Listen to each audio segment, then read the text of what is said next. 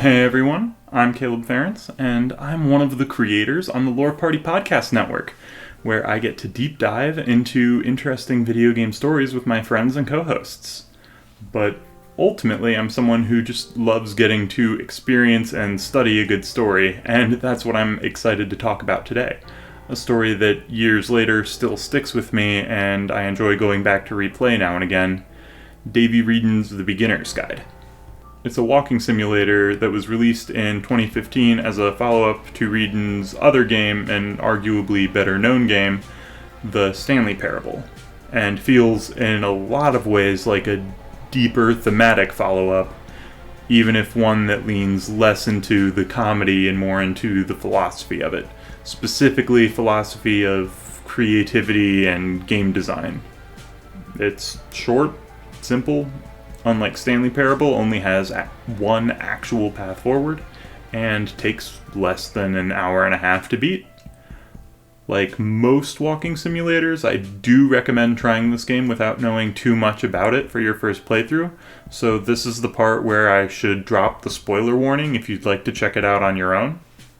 Though for those who don't mind spoilers, the game is a fictionalized version of Wreden, talking about games designed by an old developer friend of his by showing his friend's games to the player, while offering some insight into the history of their friendship and encouraging the player to try to guess what his friend may have been like using only these games as context. As you explore these games, hear more of the stories, and get to know both developers better, it starts to become apparent that narrator Wreden is showing people these games against his friend's wishes, in hopes of convincing his friend to start developing again, and has changed some of the games to better fit his personal interpretation, and projected a lot of his own insecurities about creativity and validation in the process.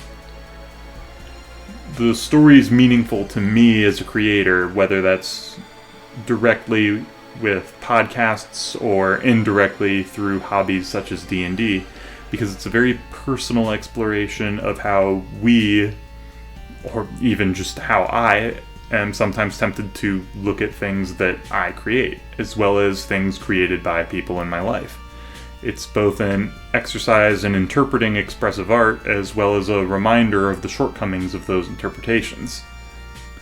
And then on a broader and potentially hypocritical level, it is itself very much a story from which a lot of analysis and theorizing of its themes can be drawn. The fact that it was released shortly after the success of the Stanley Parable suggests that it may speak on some level to Wreden's own emotional exhaustion, and may have been a way for him to express that exhaustion through what may be two representations of himself. In any event, it's the kind of game that after playing, you're going to find yourself desperately, if ironically, wanting to talk about. And as interesting as the game itself is, the wide variety of takes and interpretations from people playing, reviewing, and discussing the game is just as interesting. Some people have seen it as an extended discussion as the role of a narrator in fiction. Some people were more critical of the way that it discusses its themes, suggesting that it didn't necessarily do so well, or that it did so clumsily. And others have brought up takes and themes that I would have never even considered when I had played the game. And so, one way or the other, here I am, talking about this game and hoping to convince others to be able to try it out so they can experience it and want to talk about it too. So, by all means, The Beginner's Guide. Check it out on Steam. Happy gaming!